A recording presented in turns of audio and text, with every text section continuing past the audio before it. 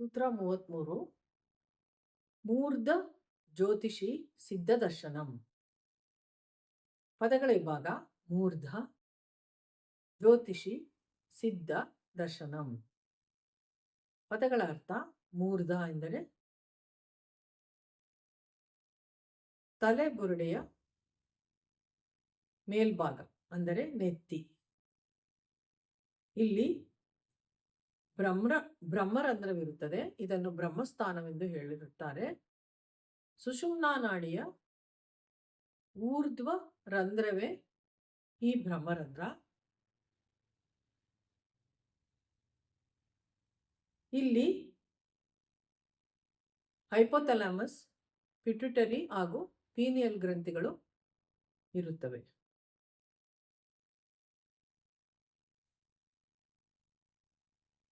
ಸಿದ್ಧ ಎಂದರೆ ಯೋಗಾಂಗ ಅನುಷ್ಠಾನಗಳನ್ನು ಮಾಡಿ ಪರಿಣಿತಿ ಪಡೆದಂತಹ ಯೋಗಿ. ದರ್ಶನಂ ಅಂದರೆ ಸಾಕ್ಷಾತ್ಕಾರ ಮಾಡಿಕೊಂಡಿರುವುದು. ಅಂದರೆ ಭಾವಾರ್ಥ: ಯೋಗಿಯು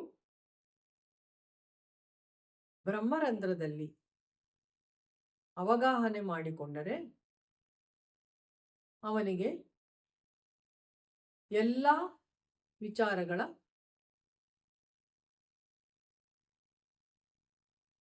ಆಗುಹೋಗುಗಳು ಅವನಿಗೆ ಹೃದ್ಗತವಾಗಿ ಬಿಡುತ್ತದೆ. ಈ ಸ್ಥಳದಲ್ಲಿ ಸಹಸ್ರಾರ ಚಕ್ರ, ಆಜ್ಞಾ ಚಕ್ರ ಹಾಗೂ ವಿಶುದ್ಧಿ ಚಕ್ರವು ಇರುತ್ತದೆ. ಯೋಗಿಗೆ ಎಲ್ಲ ಜೀವಿಗಳ ವಿಚಾರಗಳು, ತೊಂದರೆಗಳು ಅವನಿಗೆ ಅರ್ಥವಾಗುತ್ತದೆ. ಆದರೆ ಅವನು ಪರಿಹಾರ ಮಾಡಲಾರ.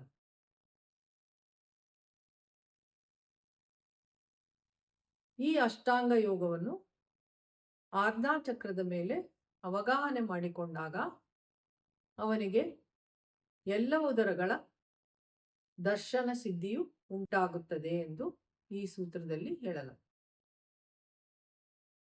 ಸೂತ್ರ 34 ಪ್ರಾತಿಭಾದ್ಭಾ ಸರ್ವಂ. ಪದಗಳ ವಿಂಗಡಣೆ: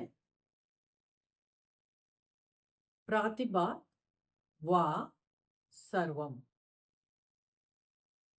ಪದಗಳ ಅರ್ಥ: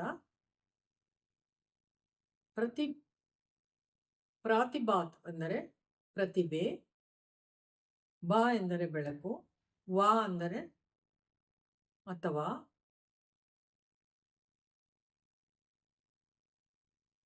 ಸರ್ವಂ ಎಂದರೆ ಎಲ್ಲವೂ. ಭಾವಾರ್ಥ: ಹಿಂದಿನ ಸೂತ್ರದಲ್ಲಿ ಯೋಗಿ ಶ್ರೇಷ್ಠನು ಆಜ್ಞಾ ಚಕ್ರವನ್ನು ಅವಗಾಹನೆ ಮಾಡಿಕೊಂಡು ಸಿದ್ಧಿಯನ್ನು ಪಡೆದಿರುತ್ತಾನೆ. ಬಾ ಎಂದರೆ ಬೆಳಕು, ಪ್ರತಿಭಾ ಎಂದರೆ ಸ್ವಯಂ ಪ್ರಭೆ. ಇಲ್ಲಿ ಸ್ವಯಂ ಪ್ರಕಾಶವು ಇರುತ್ತದೆ. ಆಜ್ಞಾ ಚಕ್ರವು ಈ ಬೆಳಕನ್ನು ಮುಂದಕ್ಕೆ ಕಳಿಸಿಕೊಡುತ್ತದೆ. ಅಂದರೆ ಅದು ಸಹಸ್ರಾರ ಚಕ್ರಕ್ಕೆ ಆ ಬೆಳಕು ಹೋಗುತ್ತದೆ. ಈ ಸಹಸ್ರಾರ ಚಕ್ರವು ಸ್ವಪ್ರಕಾಶವಾಗಿರುವಂಥದ್ದು, ಪ್ರಜ್ಞಾ ಪ್ರಕಾಶದ ಆವಾಸ ಸ್ಥಾನವಾಗಿರುತ್ತದೆ. ಆಜ್ಞಾ ಚಕ್ರಕ್ಕೂ ಸಹಸ್ರಾರ ಚಕ್ರಕ್ಕೂ 2 ಅಂಗಲ ಮಾತ್ರವಿರುತ್ತದೆ. ಆಜ್ಞಾ ಚಕ್ರದಲ್ಲಿ ಹೈಪೋಥಾಲಮಸ್, ಪಿಟ್ಯುಟರಿ ಹಾಗೂ ಪೀನಿಯಲ್ ಗ್ರಂಥಿಗಳು ಇರುತ್ತದೆ. ಸಹಸ್ರಾರದಲ್ಲಿ ಸ್ವಯಂ ಪ್ರಭೆಯು ಇರುವುದರಿಂದ ಸರ್ವಂ ಎಲ್ಲವೂ ಕೂಡ ಸಿದ್ಧಿಯಾಗುತ್ತದೆ.